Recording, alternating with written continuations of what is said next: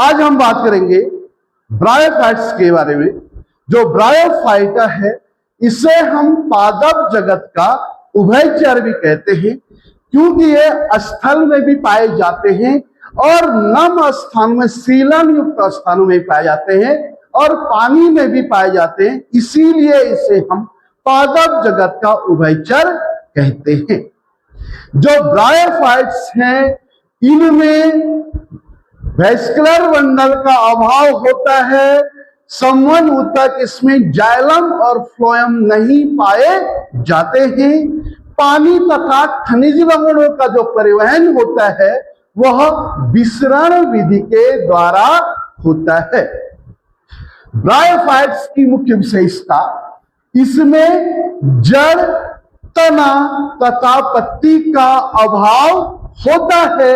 जड़ों के समान संरचनाएं पाई जाती हैं जिन्हें हम राइजोइड कहते हैं या राइजोइड्स कहते हैं, तथा जो इसका शरीर होता है जिसमें तना और पत्ती के समान संरचनाएं होती हैं, इसे हम थैलस कहते हैं।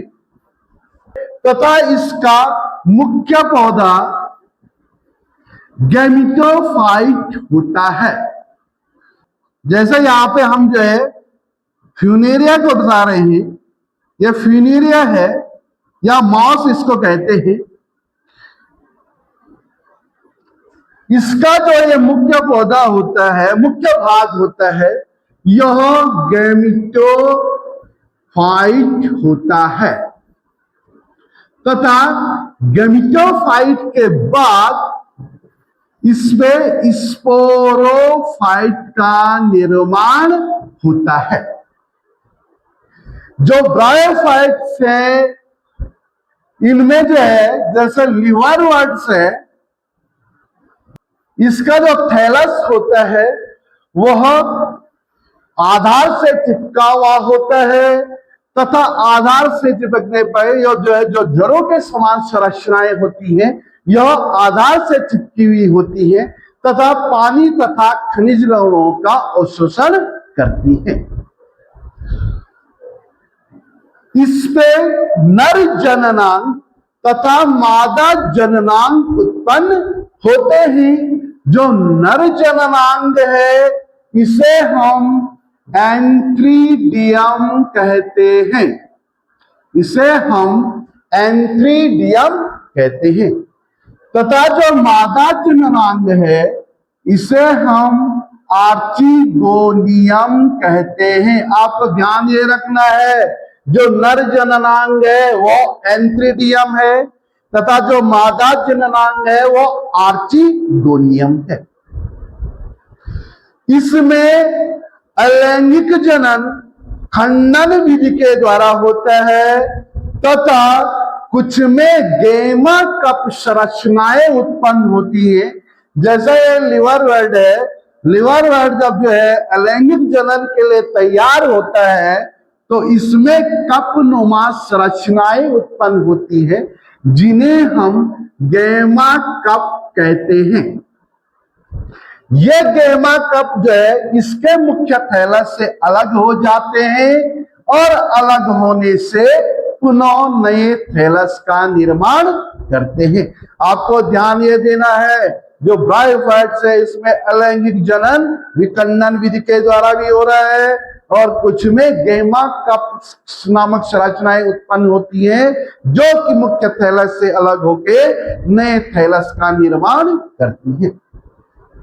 लेकिन जो लैंगिक जनन की प्रावस्था इसमें होती है, तो लैंगिक जनन में जो एंथ्रीडियम है, आपको ध्यान ये देना है, एंथ्रीडियम जो है नर जननांग है, मेल रिप्रोडक्टिव ऑर्गन है, तथा जो मादा जननांग है इसे हम आर्चिगोनियम कहते हैं। ये है एंथ्रीडियम और ये है आर्चिगोनियम।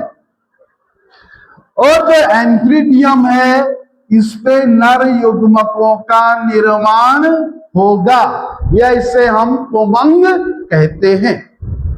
और ये पुमंग जो है इस पे दो हल्की फ्लेजिला नामक या फ्लेजिला के जैसी संरचनाएं होती हैं। जो एंट्रीडियम है और आर्चिगोनियम है ये एक ही थैलस पे भी हो सकते हैं और अलग अलग थैलसों पे भी हो सकते हैं।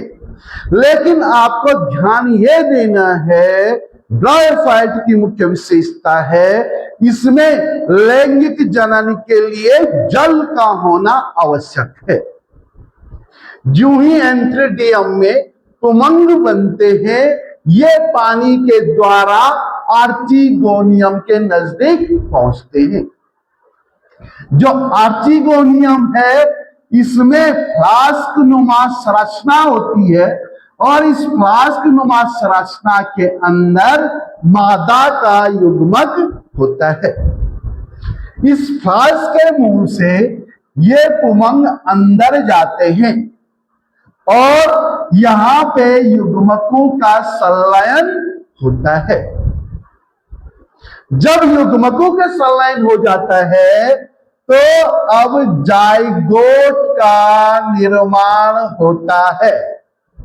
ध्यान ये देना, जो पुमंग है, पुमंग जब जो है आर्चिगोनियम के अंदर मादा युग्मक के साथ संलयित हुआ तो उसके बाद जाइगोट का निर्माण होता है।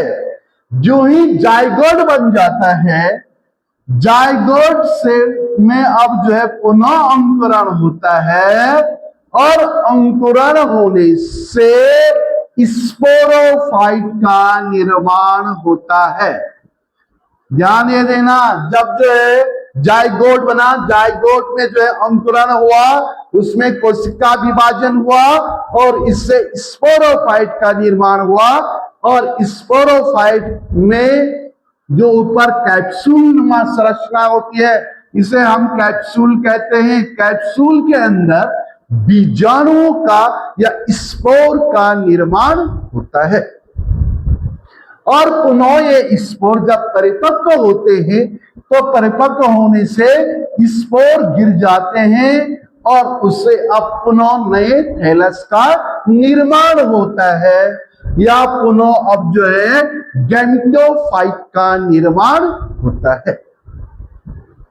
आपको ध्यान ये देना है, पहले इसमें ब्रायोफाइट की मुख्य विशेषता है, इसमें पहले गैमेटोफाइट की अवस्था आती है और उसके बाद स्पोरोफाइट की अवस्था आती है। जो ब्रायोफाइट्स हैं इनका उपयोग जो है कुछ जंतु जो है भोजन के लिए करते हैं, कुछ ब्रायोफाइट्स का उपयोग हम पैकेजिंग में करते हैं, कुछ ब्रायोफाइट्स का उपयोग हम सजावटी सामान बनाने के लिए भी करते हैं। तो यहाँ पे जो ब्रायोफाइट्स हैं इसमें हमने जो है जो लिवरवर्ट्स हैं या जो है फ्यूनेरिया है जिसे हम माउस कहते हैं, इसके बारे में यहाँ पे हमने डिस्कस किया और आप इसको बहुत अच्छे ढंग से समझेंगे। पुनः आपको बता रहा हूं, पहले इसमें गैमेटोफाइट की अवस्था आ रही, फिर स्पोरोफाइट्स की अवस्था, इसमें संबंधमंडल नहीं पाया जा रहा है। इसके अलावा इसमें जड़ तनाव पत्ती का क्या है, अभाव है।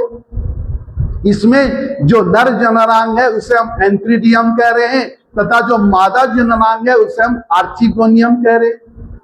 आज के लिए इतना बहुत है। आप नीट की तैयारी करेंगे, बहुत अच्छे ढंग से करेंगे। आपकी कोई भी क्वेरी आप मुझसे पूछ सकते हैं। थैंक्स।